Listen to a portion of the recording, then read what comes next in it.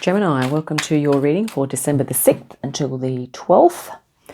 You're on Galactic Soul Healing. We're going to look at some current energies and some things you might not be aware of, as well as a galactic collective and some spirit guidance for you. Once again, discard what doesn't resonate and take on the rest. Thank you, spirit guides, for being present to assist us with this reading. Just let you know, I do not consume drugs or alcohol, but this reading, if it gets a little silly, well, I'm just trying to be transparent and authentic. And sometimes things get interesting, to say the least. And you can use your own intuition as well. You don't have to listen to any of my interpretations. You can come up with your own if you want. Current energies, the imagination, the Knight of Cups, Knight in shining armour, the Devil of Armour, Capricorn energy. This is for Gemini. Did I say that? Gemini? This is your reading, Gemini. I hope you realise that. I don't know, but you have the Devil energy there. But you know what that means, don't you? It means a transition. It means you might be letting go of things.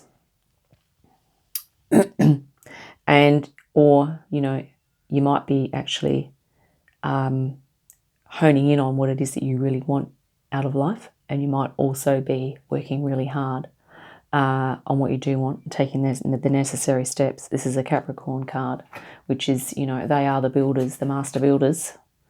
They don't look like master builders there, but that's one big goat. With wings as well. So basically, forging ahead, doing what it is that you need to do. It's probably not the kind of the mindset you want to have if you want to be kind of like wooing someone that you find attractive. Otherwise, it can come across as a little like creepy if you're a bit too obsessive and too focused and too like, please take me out. I'm stalking you. I need you to love me desperately. I only think about you ever. I will love you forever. And I only ever think about you in my life. I can't do anything else in my life right now because I'm just thinking about you. That's kind of a little bit, I don't know. I don't know about you. It depends, doesn't it? It depends which age and phase you're in.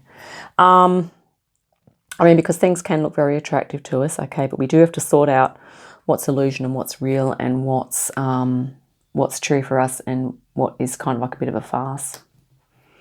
This is a little bit like being faced with, all of the stuff on social media, isn't it? And all of the news that we have to kind of sift through. I like going, well, yeah. And a lot of it is designed to make us feel good, but it's not actually good for us. Like a lot of the things we buy in the shops. Chocolate bars, for instance.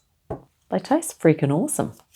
I don't know who came across that recipe, but you know what? They've kind of basically if it wasn't for them, we would not have the chocoholics in the world that we do have today because it tastes so freaking nice. And I can't even eat chocolate, but I always have chocolate substitutes because, hey, we just crave that flavour. Anyway, I can live without chocolate, but it's kind of nice for a treat, hey? Let's look at what you might not be aware of is that you might have a Page of Wands in the background. You might have the Knight of Swords, and they look like they might be coming at loggerheads. And then you've got the Magician as well. Well, he could be an interesting packet.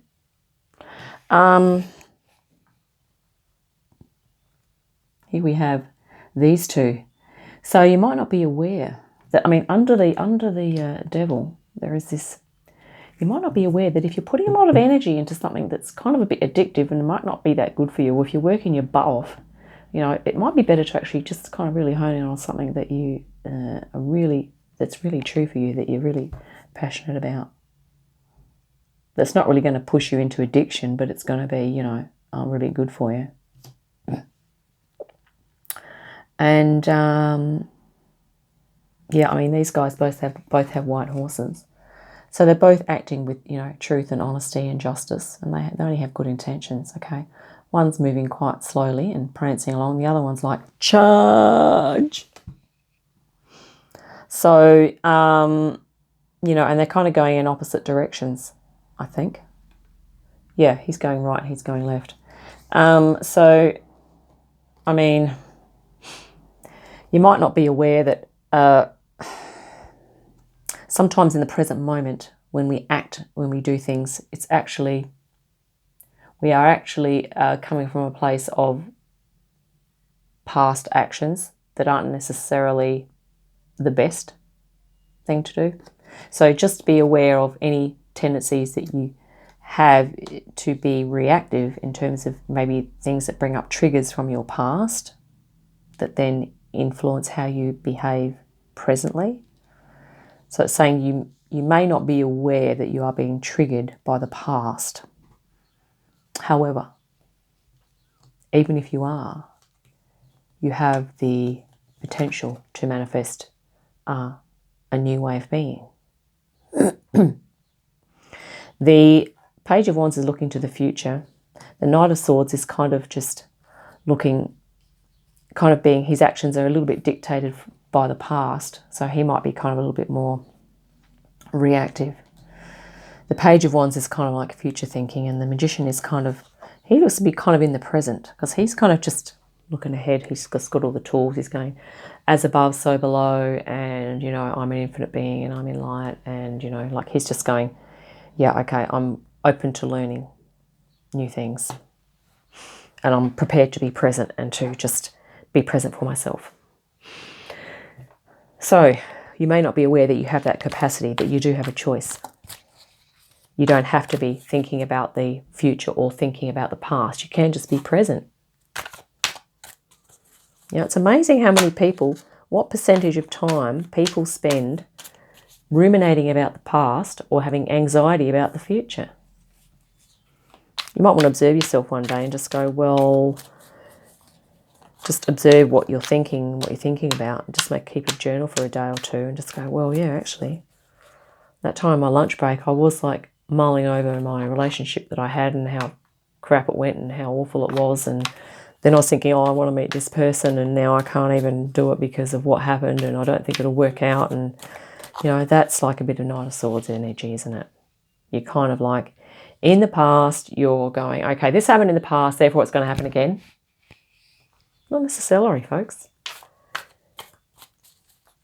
It will if you act in an unconscious fashion and you're not aware of what learning you need to go through in order to change that pattern.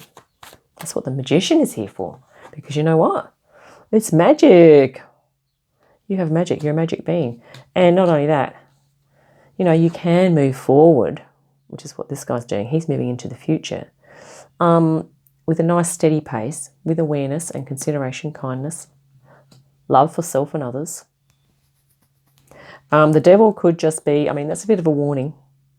That's just in the background going, you know, that's warning against, you know, codependency, excessive neediness, you know, addiction, just being creepy with people. You know, there's a whole lot of negatives that can go along with this card, but there are positives as well. But I think in the sense of this reading, it's kind of like a warning, or that maybe you experienced some of that sort of stuff in the past, and you're kind of wanting to move forward, but you're still feeling a bit of a victim of that stuff. But this is about going, yeah, you do have the power to change it. And yeah, the Page of Wands, you know, he's under there. He's just going, well, I've really just got to turn over a new leaf and just find out about myself first. Just find out what's true to me instead of just expecting someone else to fulfill my emotional needs. How about I try and do some of that for myself? We're talking social, emotional needs, spiritual, creative needs, intuitive needs. I mean, to have intimacy, you don't have to have physical intimacy. You can have conversational intimacy. You can have intimacy with yourself, loving yourself unconditionally, you know, not self-negating. Because if you self-negate all the time, it's going to be pretty hard to have a nice, functional, smooth flowing relationship because you're really just going to be down on yourself. And how does that impact your partner? They're just going to be like, really? You need some help. Do you want, you know, how about we do something that you enjoy? Like, oh, no, I don't really know what I want to do. I don't really enjoy anything. What the fuck? Well, I'm trying to hold space and help you here. And then after a while, a few years down the track, it'll be like that person will just leave. They'll just go. You know, if you can't do anything for yourself. Because there's nothing worse in a relationship than someone just, you know, being a complete downer. Right, let's just pull out a galactic card. Excuse me. Okay. That was like, instead of let's pull out a galactic card, it was like, let's make 10 cards fly through the air. That's kind of what happened then. And I'm not going to use any of those because we're just going to do it this way. They have to fly onto the table. Sorry, Spirit. If they fly off the table, I'm not using them.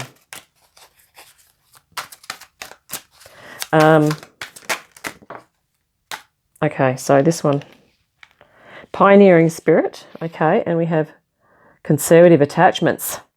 Ooh. I think this one flipped first. Let's do that. Conservative attachments. Right, yeah, because this looks like a little bit of a devil kind of energy. Like we're a bit overly attached to things. This is the devil energy is the snare of the senses so that we become, before we know it, we're so obsessed and attached to something that we actually lose sight of who we are and what we're about and our purpose and everything. Right, let's go. When it is a time of transformation, it is natural to fear change. There is an illusionary feeling of safety in the familiar, even if the familiar is dysfunctional and no longer serves you. Take a look at your life now. What are you clinging to that is old and familiar? It is time for an inventory. When you clean out the old, you make space for the new. The karmic pattern of fearing change is one that must be healed at this time. When you resist change, it is often forced on you. You can circumvent this by taking small steps towards change, which eventually lead to great strides. Start now. What you don't see is that you have this is almost like your higher self is saying, please, contact me, learn about me. Or this is your voice of your soul as well, saying, what the F? Why are you listening to this guy when you should be listening to me? So that's about conservative attachments. Back in a minute. And we're back. Conservative attachments. We're going to go with a spirit deck. Let me see. For some reason, I'm just going to grab the Mists of Avalon here.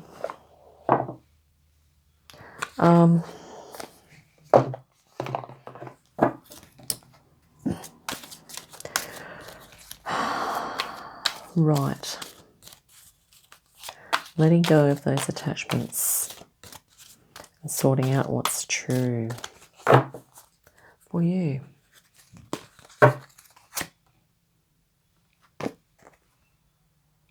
Guinevere. Sexuality, beauty, feminine power, and love. Isn't that nice? Lancelot. There he is, the man on the horse. That looks like this guy here, doesn't it? Lancelot. It says chivalry, heroism, romance, and devotion. But we don't want to get too overly needy, codependent, do we?